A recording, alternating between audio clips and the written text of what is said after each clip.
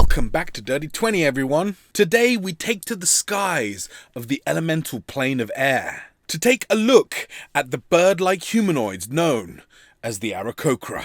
Let's get on with the show.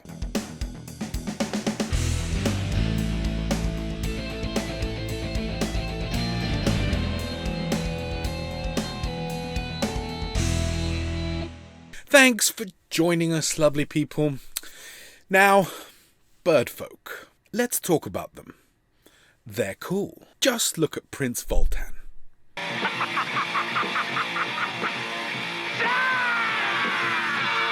That's going to happen a lot today, so I apologize in advance. Now, the Aarakocra, these kinds of creatures are really what fantasy role-playing is all about. And the Aarakocra are low-key one of the coolest creatures you can include in your campaign. Partly because they are connected to one of the most iconic magic items in all of D&D. But we'll get to that in a bit. These creatures hail from the realm of Aakra in the elemental plane of air. If you aren't too familiar with the cosmology of the realms, D&D's kind of go-to setting, we have done a video on it. Link in the description below. Now, the Aarakocra patrol the border between the elemental plane of air and earth,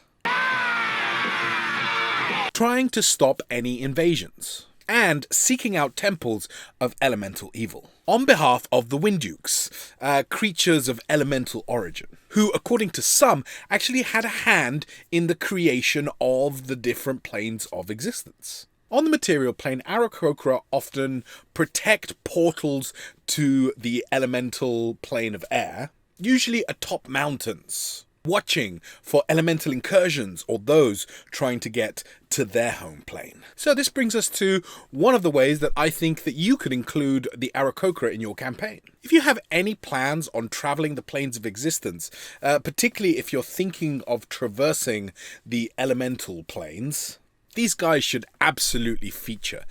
They're gatekeepers. And best of all is, they're kind of far from being evil, but they will defend their home and hunt down anyone who tries to break in. And I think equally, they could make for excellent allies. I can imagine that maybe there's a group that is protecting a particular portal, and perhaps they get overwhelmed by some elemental force that breaks onto the material plane. In this case, they may seek the help of adventurers, making for a really cool adventure where you team up with the hunting party of Aarakocra, who must capture a dangerous earth elemental who has broken through onto the material plane. Now, culturally, the Aarakocra are quite fun to roleplay. For starters, they have no real concept of money or kind of property ownership, almost in a warrior monk-like fashion. And this was how I introduced the existence of the Aarakocra into my kind of home campaign setting, and essentially introducing the PCs to the fact that these creatures are out there. Now, the party were trying to catch up with someone, and the fastest way was to cut across very dangerous marshland in an ancient airship. On the way, they were attacked by a patrol of Aarakocra, and one was injured and captured by the party.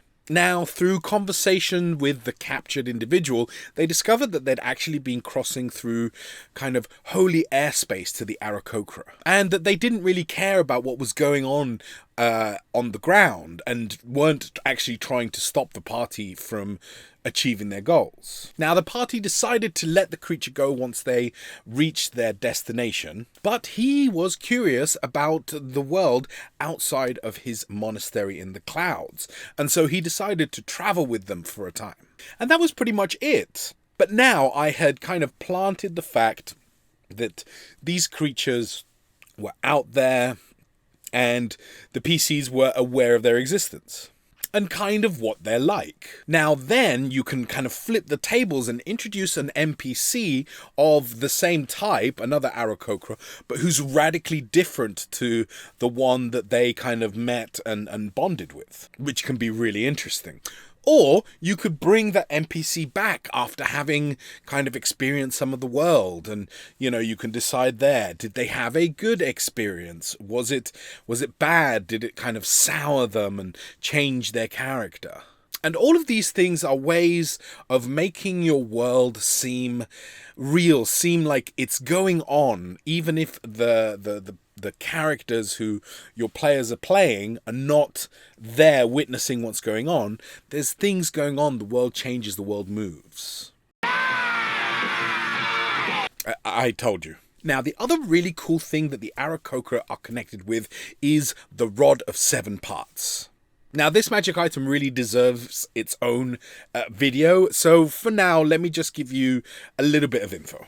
The Winddukes, the guys who the Aarakocra kind of work for, created the Rod of 7 Parts as the ultimate weapon in a war between law and chaos. They used it to banish Mishka, the wolf spider, to the abyss. When they did so, the rod shattered into 7 pieces and spread across the multiverse. The Aarakocra are always on the lookout to try and see if they can find any of the pieces. So if you wanted to begin the search for the rod, or wanted to play through arguably one of the best pre-written box sets ever created for D&D, the Rod of 7 Parts, and seriously, this thing is epic, introducing the Aarakocra would be a great way to lay the groundwork for this. Plant some seeds, so that if the party comes across the first piece of the rod, they might actually know what it is, or at least something about it. And there are some of the different ways that you could use the Aarakocra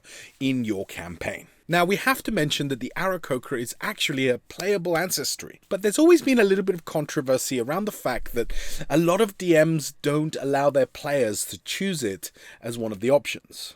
This has everything to do with the fact that they have a flying speed. In 5e, being able to fly from level 1, has to be said, is a pretty massive advantage. Now, I haven't had this rule in effect in any of my campaigns, but to be honest, no one has kind of come asking if they could play an Aarakocra. And to be honest, I think I would just have to try to adjust to make sure that the creatures that I choose pose a threat to a flying player character. But I think it would be cool. Now, before we take a look at the Aarakocra stat block, please make sure that you have subscribed if you haven't already. Give this little video a thumbs up and hit that bell icon if you want to be notified at any time that we upload a new video. Now, let us... Okay then guys, so let's have a quick look at the Aarakocra's stat blocks on page number 12 in the monster manual. And we can see it's a medium humanoid, neutral good, armor class of 12, 13 hit points. Immediately by looking at that, you can tell that the CI is not going to be very high. And it isn't. It is a quarter CR. So you might ask yourself, well, how can a quarter CR creature really kind of pose a threat? Again, 12 AC, fairly easy to hit, 13 hit points. I mean, it's taking maybe two good hits and then it's down. And it obviously has its attack, which is if the Aarakocra is flying and dives at least 30 feet straight toward a target and then hits it with a melee weapon attack, the attack deals an extra 3 or 1d6 damage to the target. Okay, so an extra d6. Well, let's see. What have they got? Talon, +4 to hit, 1d4 +2. Or Javelin, +4 to hit, and 1d6 +2. So these guys aren't really outputting a lot of damage. They're not, really kind of doing that much that is that spectacular. So a combat encounter with them, would probably be a little bit one-sided. But they can fly. Now, again, this might seem like a really small thing, but it means that, for example, a barbarian is going to struggle to output the kind of damage that they would. And so it is a kind of big game-changing thing that the Aarakocra can do. Now, the other thing that is very cool that they can do is summoning an air elemental. So there's this little extra green box on page 12 of the monster manual, and it reads, 5 Aarakocra within 30 feet of each other can magically summon an air elemental. Each of the 5 must use its action and movement on 3 consecutive turns to perform an aerial dance and must maintain concentration while doing so, as if concentrating on a spell. When all 5 have finished their turn of the dance, the elemental appears in an unoccupied space within 60 feet of them. It is friendly toward them and obeys their spoken commands. It remains for 1 hour until it or all its summoners die, or until any of its summoners dismisses it as a bonus action. A summoner can't perform the dance again until it finishes a short rest. When the elemental returns to the elemental plane of air, any Aarakocra within 5 feet of it can return with it. Now, so first of all, this sets up a really kind of interesting dynamic in a combat encounter where you can see that the player characters can see that the bad guys, for want of a better term, are doing something, right? They're in the air, they're dancing, they're chanting. So it gives them a sense of foreboding as to what's going to happen. Now then, it is pretty, it's 3 turns that the PCs have something to try and prevent it from happening. But again, who's to say that it doesn't take 1 turn for the group that you have them facing against. And let's very quickly, on page number 124, let's have a look at an air elemental. Okay. Now,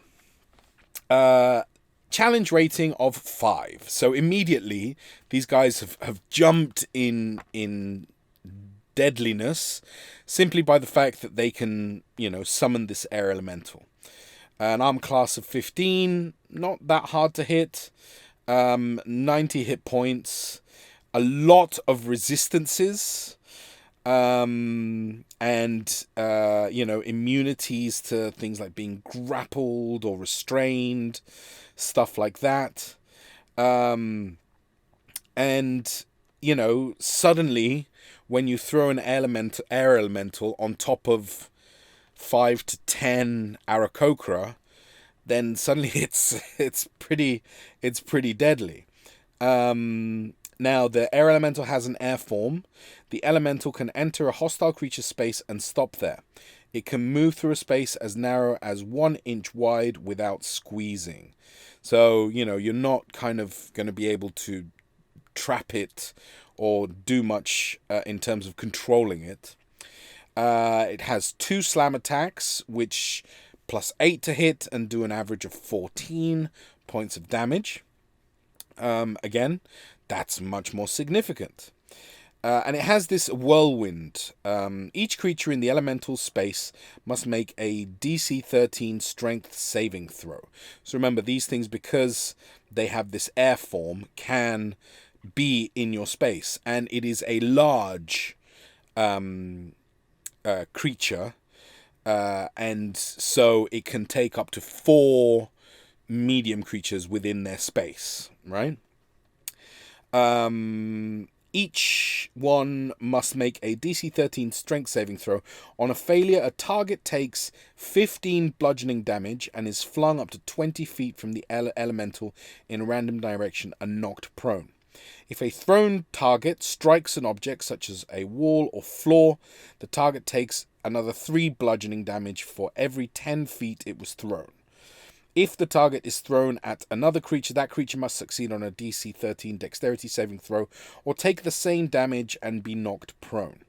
If the saving throw is successful, the target takes half the bludgeoning damage and isn't flung away or knocked prone. So that's a lot, but essentially this kind of creature really suddenly ups the danger level. There's a lot of chaos thrown in here, and this is where, combat encounters can get dull because it's, the same thing happening over and over again. But when you have interesting creatures that can do some slightly different stuff, then, it does make it just that little bit more interesting. And so, the air elemental is just an extra added bonus for some really cool creatures in the Aarakocra, even if they're not going to pose a, significant challenge, just in their base form. There we have it, lovely people. Thank you so much for watching. What are your thoughts on the Aarakocra? Would you want to play as one, or would you let someone who plays in one of your campaigns choose it as an option? How about that rod of 7 parts? Thanks again, guys. Now, don't forget to...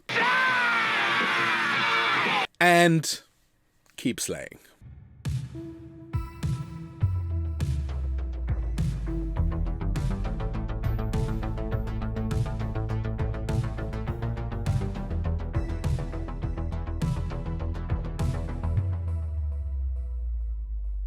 If you've enjoyed this content, then please smash that like button, subscribe, share this around online, and come and visit our website, www.lavictoriaproductions.com, to see all our past episodes, as well as our blog posts and all the stuff that we're currently working on at La Victoria Productions. Why not reach out to us and tell us what you think of our videos? You can reach us on Twitter. @MouthLaVictoria is our producer. We are also on Instagram. I am Enano LVP, and our producer is Jazzy J Cherot. We're also La Victoria Productions on Facebook and LinkedIn. Come on by and let us know what you think.